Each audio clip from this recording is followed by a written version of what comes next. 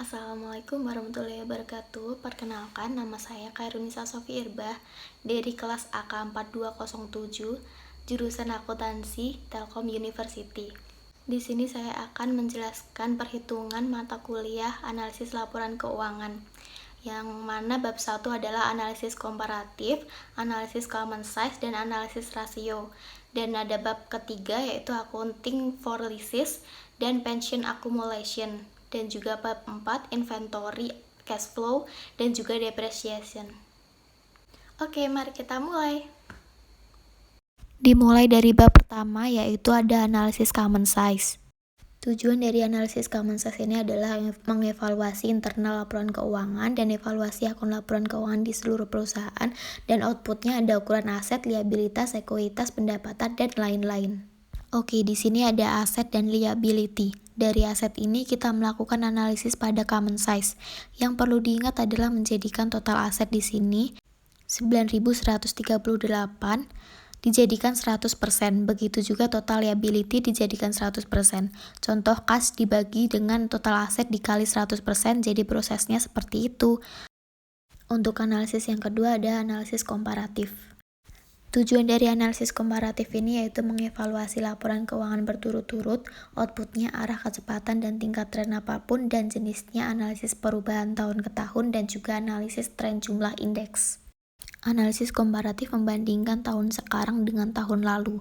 Jadi di sini contohnya tahun 2006 angkanya adalah net sales 12.238 dibagi dengan angka di tahun 2005 11.397 dibagi 100%. Di sini kita lihat apakah ada kenaikan atau penurunan. Kalau kita melihat dari 2005 ke 2006 ada kenaikan yaitu sebesar 7,38%. Nah, itu dia cara menghitung analisis komparatif. Jadi, angka dasarnya adalah angka tahun sebelumnya. Analisis yang ketiga yaitu ada analisis rasio. Tujuan dari analisis rasio adalah mengevaluasi hubungan antara dua atau lebih item penting secara ekonomi. Outputnya ekspresi matematika relasi antara dua item atau lebih. Perhatian mengarah analisis akuntansi sebelumnya, dan juga interpretasi adalah kunci jangka panjang versus jangka pendek. Dalam analisis rasio ada quick rasio, yaitu dengan cara total aset lancar dikurang persediaan barang dibagi total hutang lancar dikali 100%. Di situ total aset lancarnya 234 juta dibagi dengan 10 juta dikali 100% sama dengan 2.340%. Yang kedua ada current rasio, yaitu total aset lancar dibagi total hutang lancar dikali 100%. Di situ total aset lancarnya 234 juta dibagi dengan total hutang lancar 10 juta dikalikan 100%. Hasilnya 2.340%. Selanjutnya ada cash turnover rasio atau rasio perputaran kas. Caranya yaitu penjualan bersih dibagi rata-rata kas dikali 100%. Penjualan bersih yang sudah saya hitung yaitu 95 juta dibagi dengan rata-rata kas 106 juta dikalikan 100% dan hasilnya yaitu 89,62%. Selanjutnya ada cash rasio, yaitu dengan cara kas ditambah setara kas dibagi dengan total hutang lancar dikali 100%. Dalam neraca ada kas dan bank BCA ditambahkan, lalu hasilnya 212 juta dibagi 10 juta dikalikan 100%, hasilnya 2120%. Yang pertama ada list amortization schedule. Langkah awal yang dapat dipersiapkan adalah menentukan harga pasar saat ini dari aset sewa atau kewajiban sewa pada 1 Januari 2005 menggunakan year stables pada akhir buku. Nilai saat ini adalah $10.000 dihitung sebagai 3.992 dikali 2.505 $. Bunga sama dengan kewajiban awal tahun dikalikan dengan suku bunga untuk tahun 2005 dengan total pembayaran bunga lebih sedikit untuk tahun 2005 adalah 2.505 kurang $800. Karena perusahaan menggunakan garis lurus, biaya depresiasinya adalah $2.000 per tahun. Dihitung dengan cara $10.000 dikali 5 tahun. Lalu yang kedua income statement dan balance sheet untuk dua metode akuntansi sewa alternatif. Sewa minimum dilaporkan sebagai sewa berkala per tahunnya adalah $2.505. Namun perusahaan harus mengakui biaya bunga berkala ini, dan penyusutannya $2.000 per tahun. Pada tabel tersebut meringkas efek dari sewa transaksi pada laporan pendapatan untuk dua metode alternatif ini. Akibat menurunnya beban bunga selama jangka waktu sewa, dampaknya laba bersih di bawah metode sewa modal lebih rendah daripada di bawah metode sewa operasi dalam tahun-tahun sebelumnya. Lalu selanjutnya menggunakan metode akuntansi sewa alternatif pada neraca. Yang pertama adalah mempertimbangkan metode sewa operasi karena perusahaan tidak memiliki aset atau liabilitas lain. Akhirnya pada tahun pertama, perusahaan membayar MLP sebesar $2.505 dengan uang tunai dikurangi dengan menghasilkan keseimbangan negatif. Ekuitas dikurangi dengan jumlah yang sama karena MLP tercatat sebagai biaya sewa. Lalu pada akhir sewa, jumlah kumulatif yang dibebankan 12.525 sama dengan pembayaran tunai kumulatif. Jumlah ini juga sama dengan total MLP selama jangka waktu seperti yang terlihat. Selanjutnya ada pension accumulation. Gambar tersebut menggambarkan garis waktu untuk rencana manfaat. Kasus ini melibatkan satu karyawan yang diperkirakan akan pensiun dalam 15 tahun dan dibayarkan pensiun tetap tahunan $20.000 selama 10 tahun setelah pensiun. Diskon bunga diasumsikan 8% per tahun. Rencana ini melibatkan investasi saat ini oleh pemberi kerja untuk membayarkan manfaat di masa depan kepada karyawan. Untuk ini tujuannya, akuntan mengandalkan asumsi yang dibuat oleh spesialis yang dikenal sebagai aktuaris. Yang pertama, metode FIFO.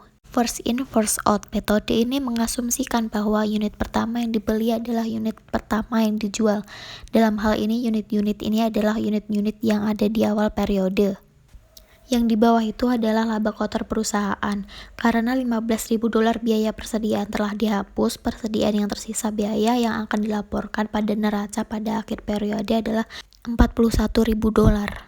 Lalu yang kedua ada metode LIFO, last in, first out.